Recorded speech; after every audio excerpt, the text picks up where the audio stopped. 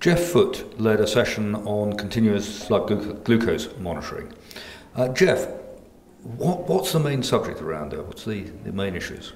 We had a group of people, some of whom have continuous glucose monitors and some who don't. And the ones who don't were interested in finding out the pros and cons of having them, why people had actually bothered to get them. So what sort of problems were raised?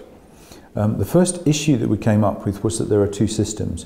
There's one called continuous glucose monitoring, which usually has an alarm set into it to wake you up or alarm you when your sugar's going low, and the other one is a recording system that simply tells you where your sugar's going when you look, but you have to proactively look. The problems that came out were largely around the difficulty of getting these systems through the NHS because they're not usually available, so people have to actually pay for them themselves, and both are quite expensive.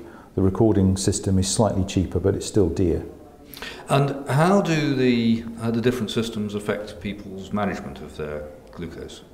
The CGM, the continuous glucose monitoring system, people usually choose that because they are worried about going hypo without being aware of it.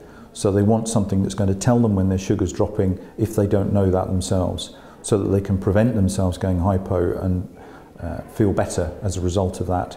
The recording system will actually allow you to know where your sugar's going. So both systems end up telling you the effect of food, how you could manage exercise better, and as a result feel better. So what is the significance of getting this choice right?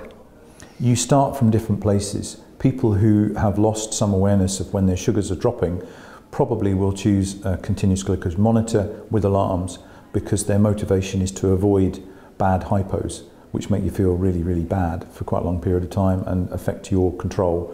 Those who have still got quite a lot of hypo awareness and don't feel the need to go for that can go for the cheaper option, because both will still enable you to improve how you feel about your diabetes and how you manage it.